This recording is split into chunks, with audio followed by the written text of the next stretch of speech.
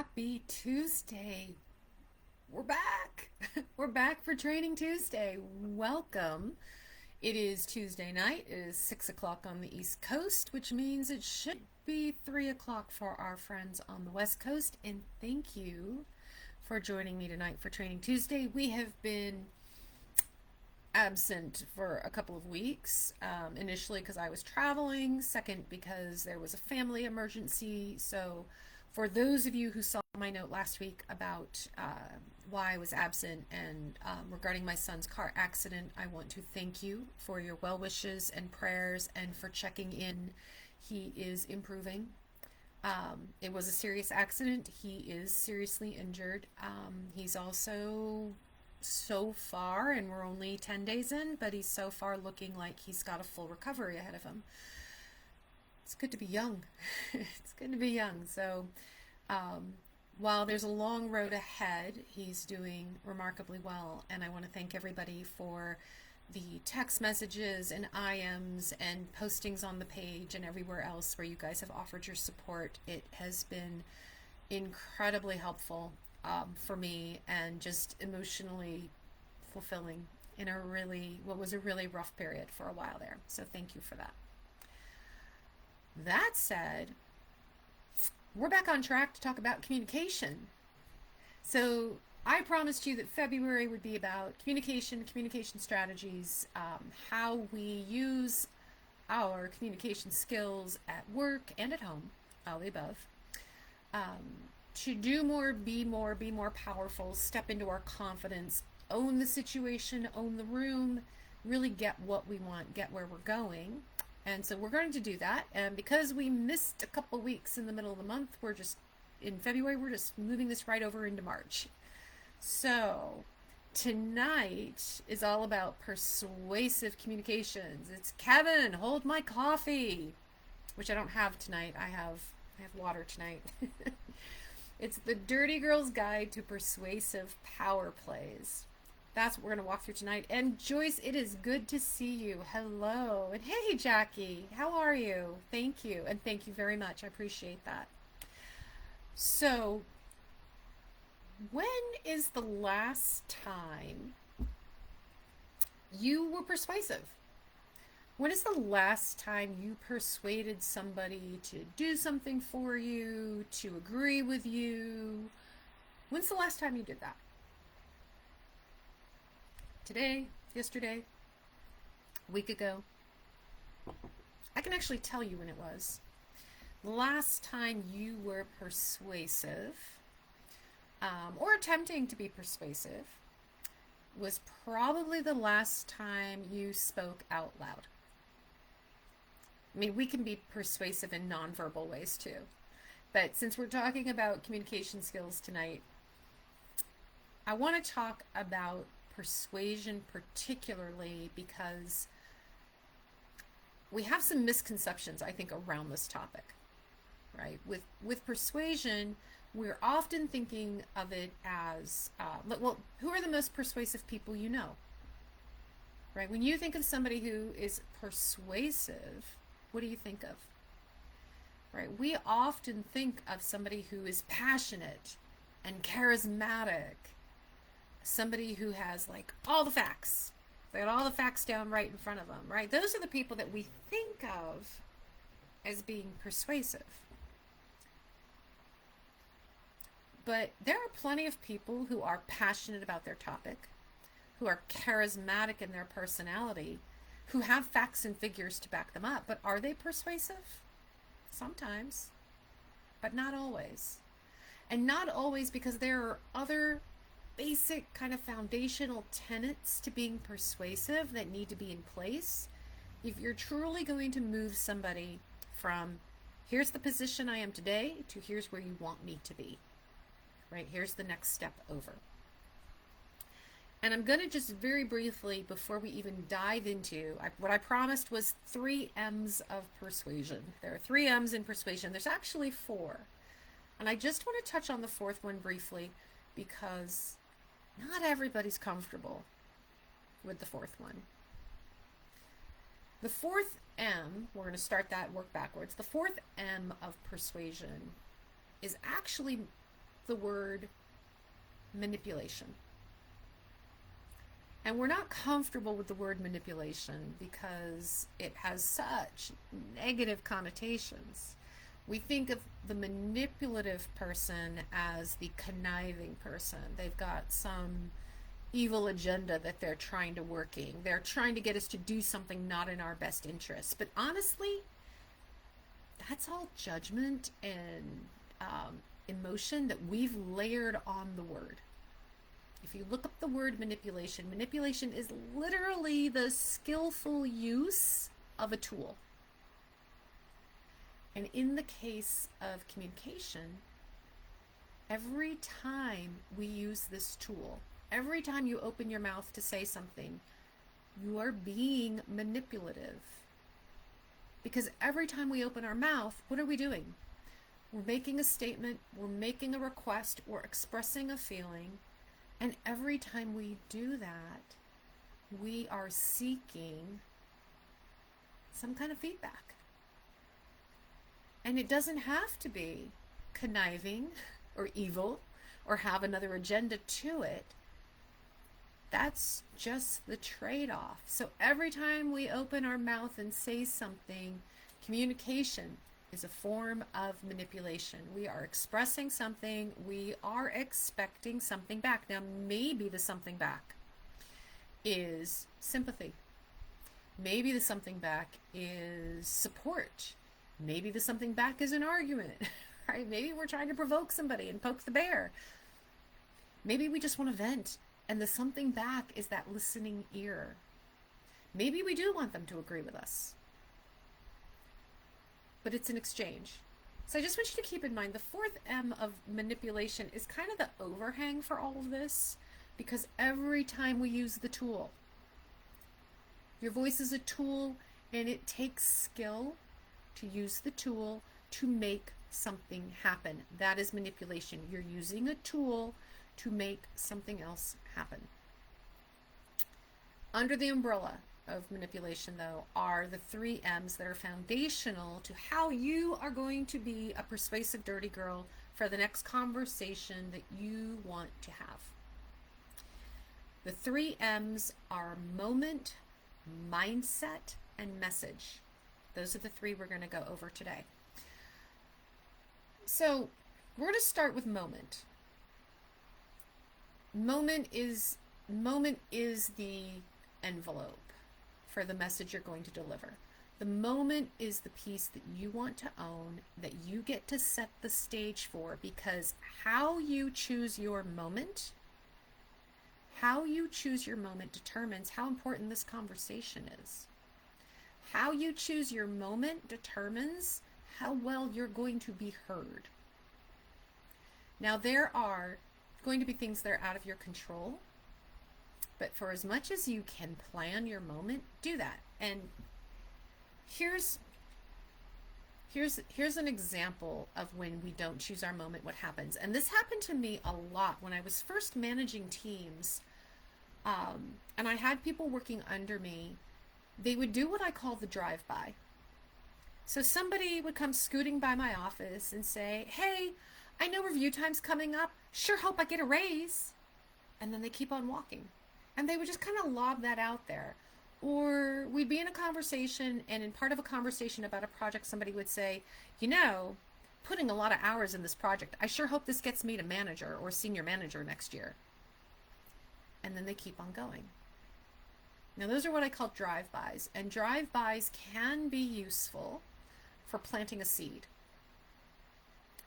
But with a drive-by, you also run the risk that it gets completely ignored. Because if you're scooting by my office and poking your head and saying, "Hey, how was your weekend? How's it going? Good, I'm working on that project, and oh, I'm working so hard, I sure hope I get a raise out of this." And then you walk away, as far as I'm concerned, we didn't have a conversation. You threw something out there. I maybe absorbed it, and maybe I didn't. And what I found, especially in my first few years of managing teams, was that a lot of the people on my team assumed that their drive-by qualified as them staking their claim for what they wanted. That is not a persuasive conversation, right? So scheduling your pitch, planning the moment, owning the moment for when you're going to have the conversation, it matters, because how you schedule your moment determines how seriously I'm taking it. When you're just lobbing it at me and carrying on, if you're tucking it into the middle of a conversation and then rolling on to other things, it's not a serious comment. I'm not going to take it seriously. I might not even hear it. It might not fully register. You might have planted a seed, but you might not. So what you want to be thinking about is, how do I make my moment, how do I make this message the highlight of their day, right? How do I schedule this conversation so that the coffee's kicked in and everybody's present and ready to go, so that when I put my message out there, I'm being heard, everybody's with me. As opposed to, like, what do we all complain about? If any of you have been on the agenda to present at a conference or something, what's the worst time to present? If you are trying to have a persuasive conversation, when do you want to have it? What is the best time and what is the worst time? And drop it in the chat if you guys are willing. If you are willing if you have been at a conference speaking on an agenda, or even just part of a meeting, part of like an all-day meeting, when is the best time and when is the worst time to present? You all know what it is if you participated in these meetings, because you look at the agenda and you go, oh no. You don't want to be when? You do not want to be right before lunch. You do not want to be right before happy hour. And you do not want to be right after lunch. You don't want to be standing between people and what they're already thinking of next, which is food or a cocktail. Yeah, exactly. Worse, just before lunch or last. Exactly right, Sue. Exactly right. Where you actually want to be, if it's a conference, is first thing in the morning on the first or second day, because that's when people are paying attention. Not on the last day, because that's when people are already checked out. Not at the end of the day, because that's when people are tired and they're bagging out of sessions to go have personal chats. Right? Yeah, definitely, Rochelle. Never when people are hungry. Not when people are tired, not when people are hungry. This strategy applies whether you are talking at a conference or having a one-on-one conversation with somebody. Here's what I know. I know that if I need to have a persuasive, a serious conversation with my children, I don't do it first thing in the morning. I do not have morning children. I am a morning person. I am best and fresh before 2 in the afternoon. Anytime up till 2, I am golden. After 2 o'clock, mush, right? Don't even bother. If you want to have a serious, thoughtful conversation with me and you want my full attention, earlier in the day is better. If I want to have that conversation with my children, though, I have to meet them somewhere mid-morning, middle of the afternoon. So know your audience as much as you can. Manage the moment. Pick the ideal time. And like I said, there are always going to be contributing factors. You're not always going to know or be able to control the time. But as much as you can, you set the time, because here's the thing. When you set the time, when you own the moment and set the stage, you are also setting the tone. How important a conversation is this? Because when you walk by my office and say, gee, I surely would love a raise next year. Ha, ha, ha, yeah. We'd all love a raise next year. And that's as seriously as I'm going to take it. If you come to my office and say, hey, I'd like to have a conversation with you about my career path and what my potential is here, is now a good time? That signals to me you want to have a conversation. And by telling me the topic, you've told me it's kind of important to you. And now I have the option of responding, now is a great time, come in and sit down. I'm going to focus on you. Now is not a good time. Let's schedule a time. And just by the merit of that, we've put more focused attention on the topic. I might say to you, I've got 10 minutes. Is that enough time? Do you want to start the conversation now? And you get to decide. Do I use this then as a conversation where I plant the seed and then I have a follow-up conversation? Or do I say, no, I'd really like to talk it through. Let's do 30 minutes on Thursday instead. But just by signaling that you want time and that you're setting the stage for time, I am now taking your request far more seriously. I am now ready to pay attention to what it is you have to say and the conversation we're going to have, which means I'm going to remember it. And now I'm going to be put in a position where I might have to respond or act on it. The other way you own the moment, we're still in M, owning the moment.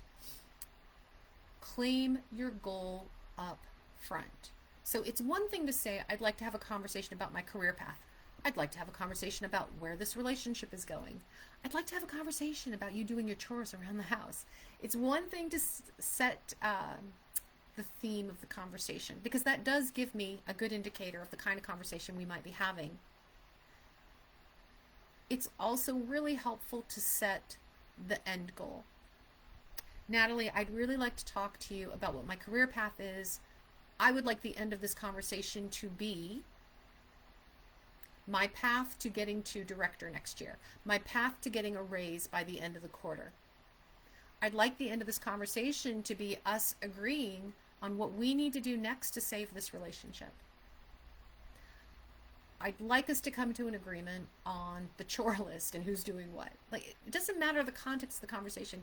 When you claim up front what you want the goal to be, you are doing a couple of things. One, again, you are framing the conversation so the other person has the benefit of being able to say, okay, we're taking this seriously, and I need to focus. I need to be present for this.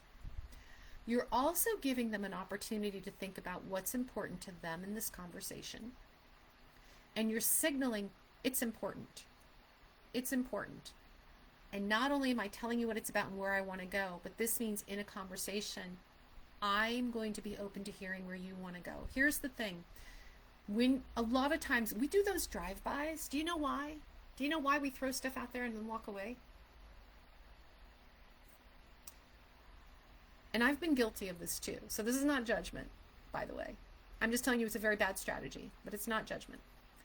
We do the drive-bys because we're afraid of the answer. I don't want to know if you're going to tell me I'm doing a crappy job and I'm not going to get a raise. I don't really want to hear the words that I'm not director level material.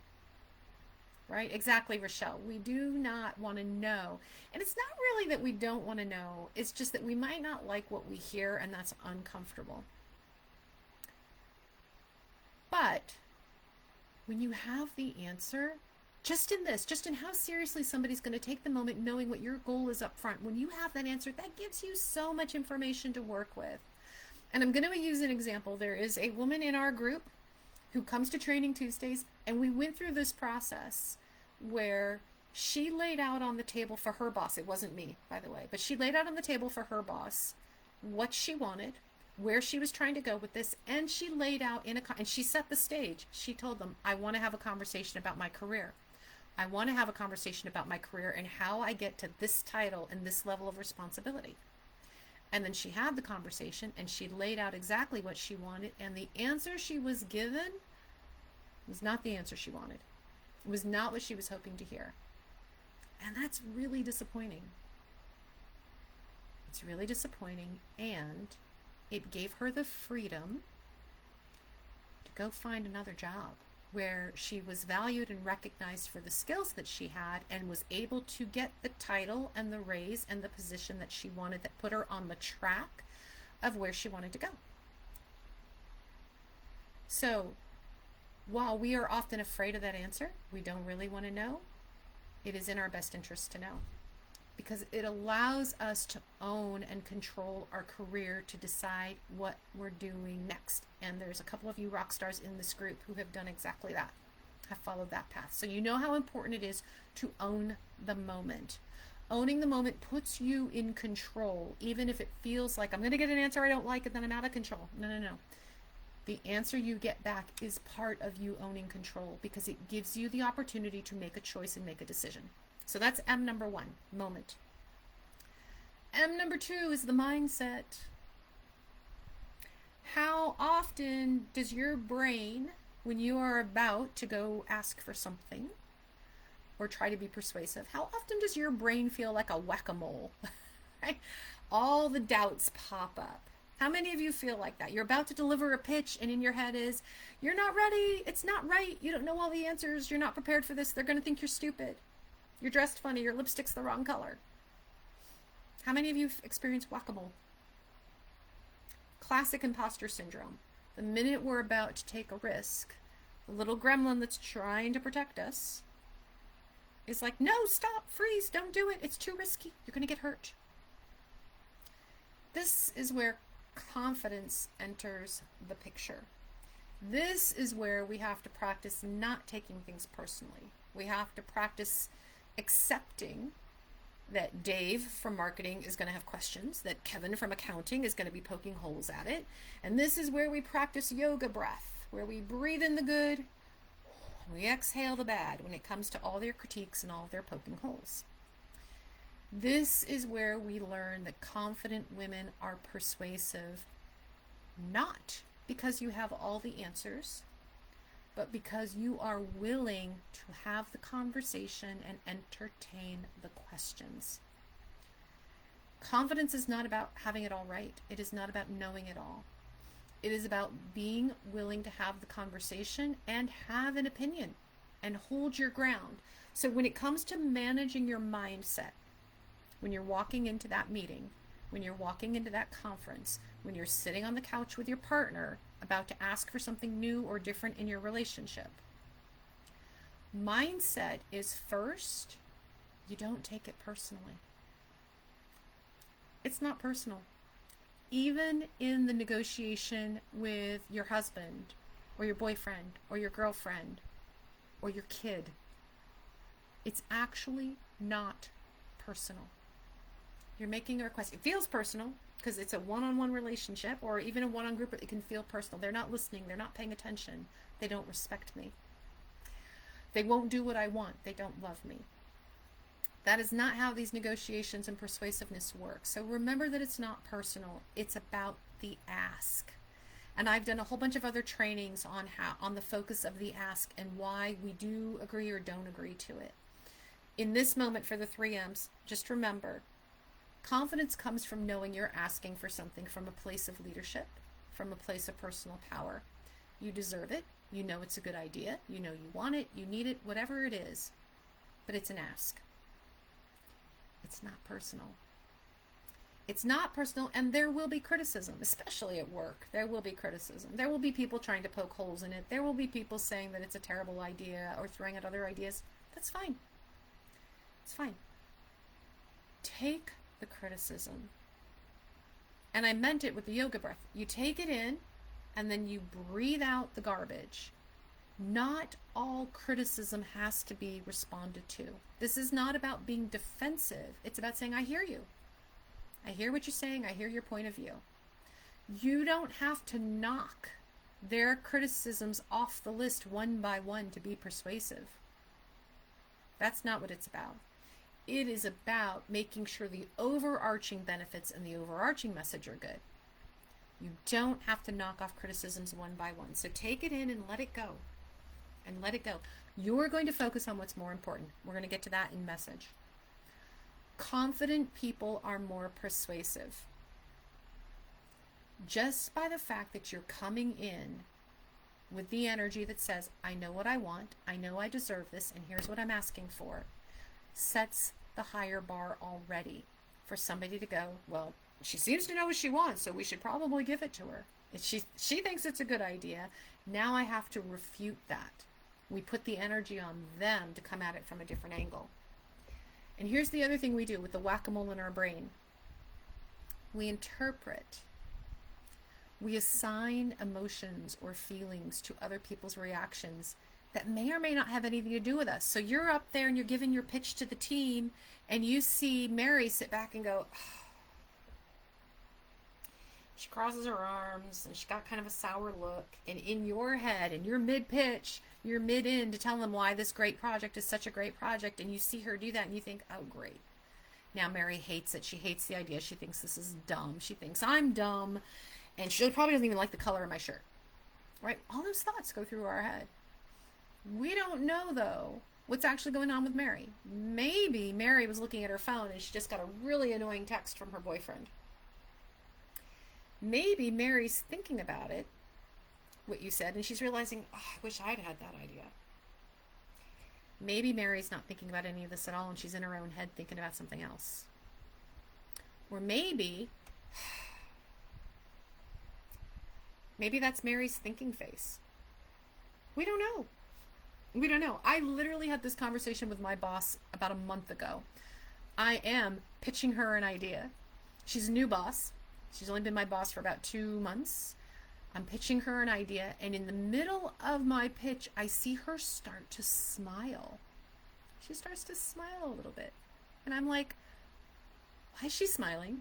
I'm pitching. I'm still talking. Why is she smiling? And I stopped. And I said, so you just started to smile? What does that mean? Because in my head, I'm like, she's smiling. She thinks this is a dumb idea. She thinks I'm being very naive. I'm a little sensitive to being called naive because I've been called that my entire life. True or not, I'm a little sensitive to it. She's laughing at me. Like, these are the things going through my head. What did I miss? I must have missed something. Why would she be smiling like that? So I stopped. And I said, so you just started to smile. What's that about? And she went, oh, that's just my thinking face. That's your thinking face? Okay. So I took that at face value. I went on with my pitch. We had a conversation. And you know what? Ever since, in the last 3 to 4 weeks, I've watched her in meetings. It is her thinking face. I watch her when somebody else is pitching an idea or sharing, and I see her start with that particular smile, and I go, she's thinking about it. So one, I appreciate that she's so self-aware that she can tell me that, but two, don't assign value. You do not know what's actually happening here just because of something that's happening here. Or with the body language. We make all kinds of assumptions. So managing your mindset is about getting out of your own way.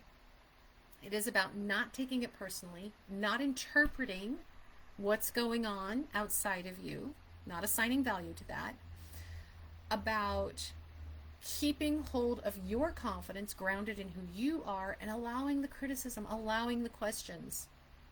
You don't have to respond to all of it, but some of it will be good input to know. So mindset is about staying grounded with you. Now the third M is managing the message. The basic framing of your message should be about the mutual benefit. Why should your boss give you a raise? What is the benefit to your boss to give you more money? We know the benefit to you. What's the benefit to your boss? What is the benefit to the team to allow you to lead the project? What is the benefit to the company if you get a promotion? What is the benefit to your partner if you and a partner agree to change the way things are working in the relationship? What's the benefit to my kid if I ask him to step up and do more chores? Part of persuasion is understanding where the other person has benefit in what you're proposing. And the reason that's important is because that's how they're thinking of it.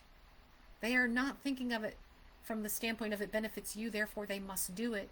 It is not out of the kindness of their hearts that our bosses give us raises or promotions. It is because it's going to help the company and it's going to help them do something, look better, be better, achieve more. So understand in your basic message, what does it mean to both of us? What is the benefit to my kid when I say to him, in addition to taking out the trash, I now want you to do X? What does he get in return? Well, he gets me not nagging him. He gets to still live here. Maybe there's a negotiation. Maybe there's something more I want him to do that I'm going to pay him for. Or there's something more I want him to do, but now he gets to own the grocery list. He likes to cook and he likes to shop. Right? So it's a negotiation. What is the mutual benefit? Spell it out.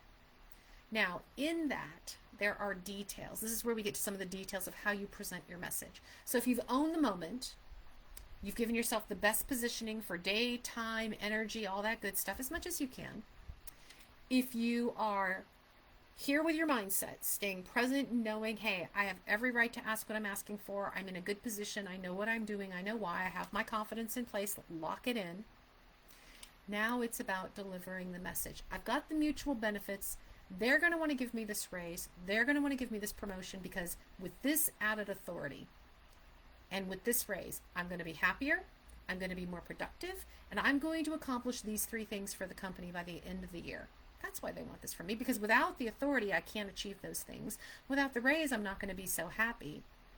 So it's a win-win. You as a company get to grow in this way or change in this way. You as my boss get to look good, and I get to forward my career goals. Win-win, right? But that's not where it ends, because the way that we share this information often becomes how we derail the whole thing. So 1, do not mislead, do not exaggerate. When you mislead or exaggerate, you exaggerate what you can achieve from a sales standpoint. I can achieve those sales targets. Can you? Because if you're not really confident that that's achievable, don't promise that. Don't mislead what you're capable of. Don't mislead what can really be accomplished. Don't exaggerate. I'm not saying don't sell it. You sell a good story, but you sell the story you can deliver. When we mislead or exaggerate, we undermine trust. If we undermine trust, our relationships are not built on anything good. So 1, don't mislead, don't exaggerate. 2, here's where we get into the wordplay. How many of you, and I'd love to hear in the chat if you can think of even the phrases, use phrases that undermine your power position. Really easy one. I'm sorry. I'm sorry, but. I'm sorry, but I just need a minute of your time. I'm sorry, I'm probably not the expert here. We use phrases that diminish us. And when we do that, what we're saying is, I am not important. I don't know what I'm talking about. I don't mean it. So you can now ignore everything I say that comes after that. So pay attention to how you are, literally the words you are using for your sentences. Yeah, oh, that's such a big one. This might sound stupid. Joyce, this might sound stupid. I'm not the expert here. I know I'm not as experienced as you. We think we're being humble. It doesn't come across as humble. The listener doesn't hear humble. The listener hears insecure, not confident. Therefore, not paying attention to the rest of the sentence. Now, in the same vein, we use phrases, and again, I'm guilty of this, to be honest. Well, truthfully, right there we're implying, am I going to tell the truth or am I going to fudge a little bit here? So use phrases like to be honest or to tell the truth, honestly, truthfully.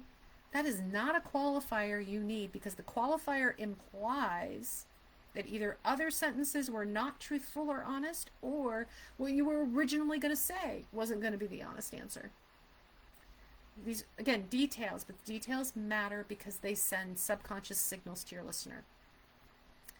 So, what you can do, though, to shift the conversation in the other direction is you use positive affirmation to get them to agree. And this is a classic sales technique.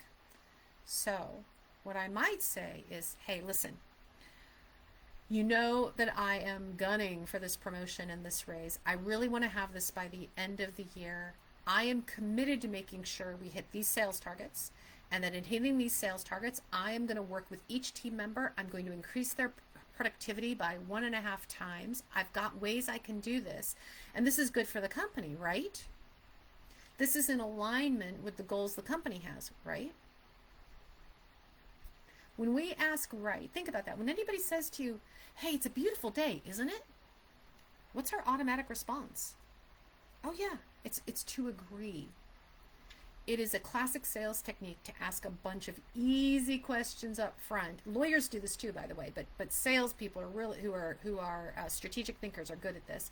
They ask you a bunch of easy questions up front to which the answer is always yes.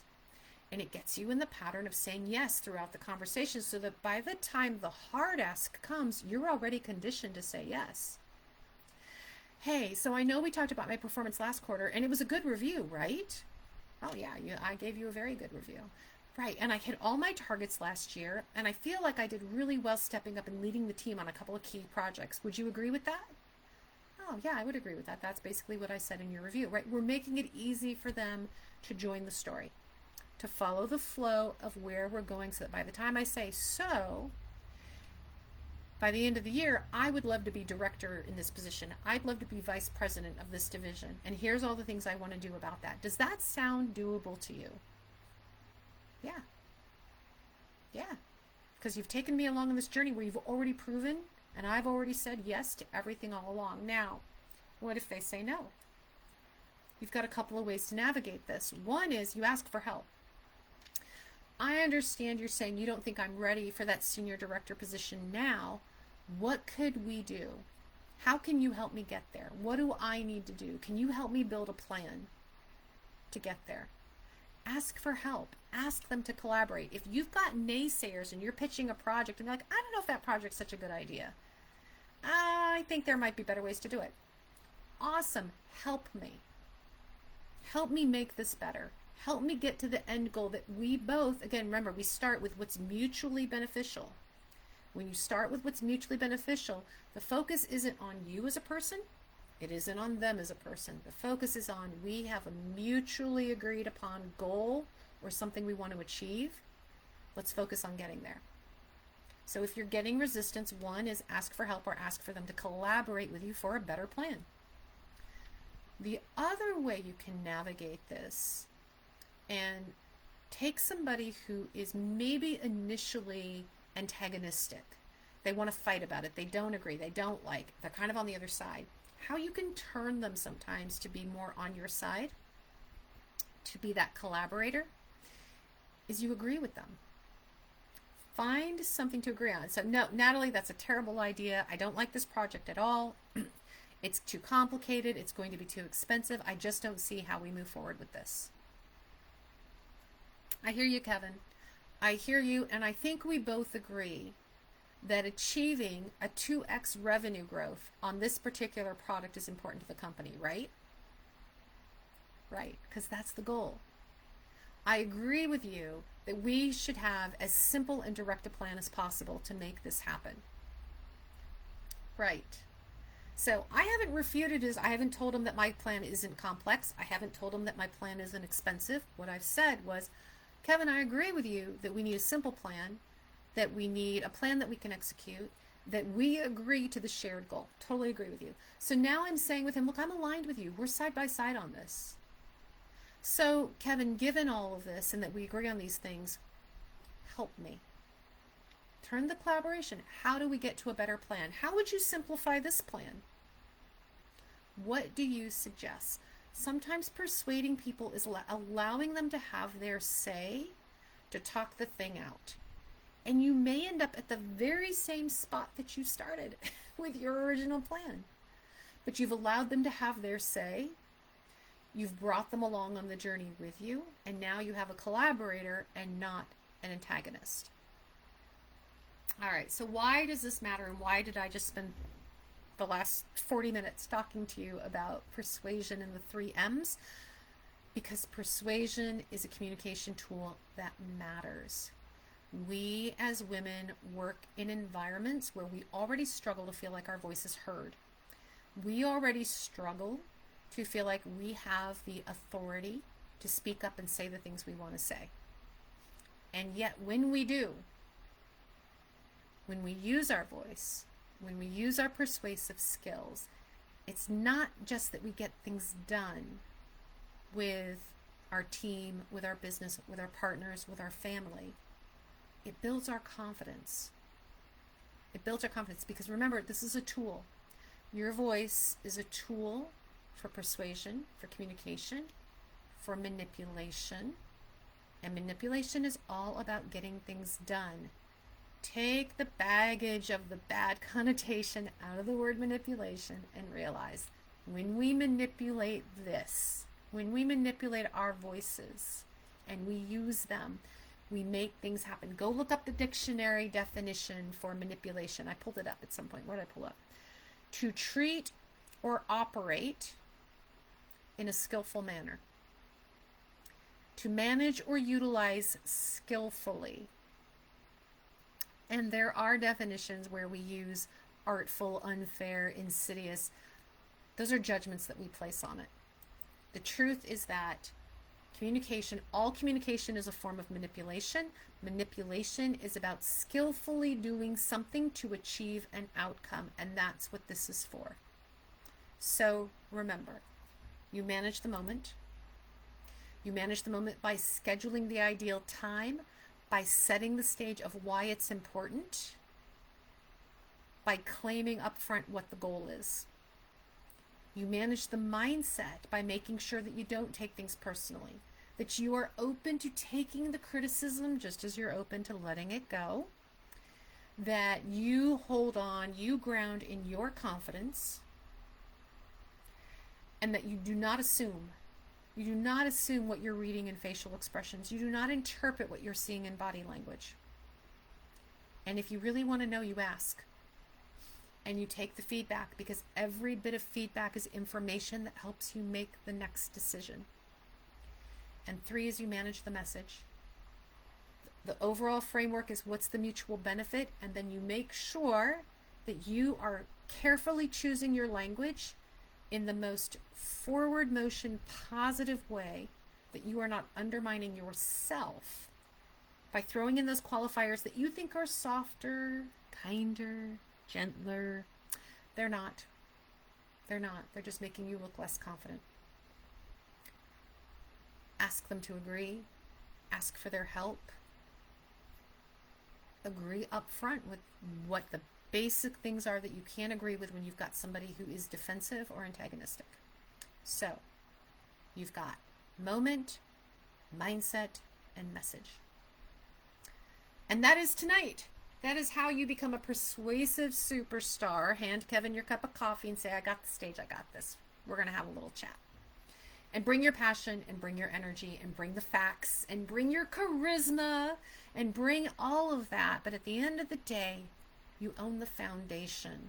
You own the foundation of picking your moment, maintaining your mindset, and delivering a really powerful message.